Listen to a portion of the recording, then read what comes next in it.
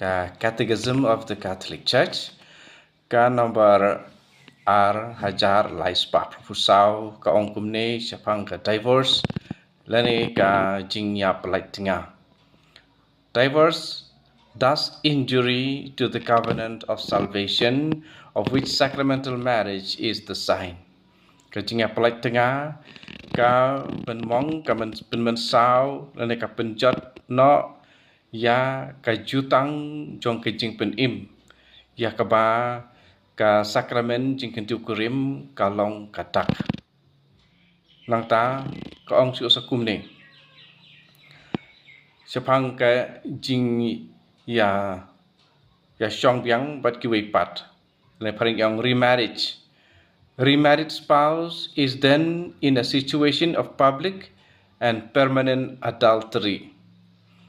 Kong kumne begitu kiba la hadin ba ki la ya klat tengah la ya pelat tengah bat ki la ya tho biang ki le kumno ki don hakata ka jingklim kuba long pai ba bat ki yaine ha ka jinglong klim permanent adultery, public and permanent adultery.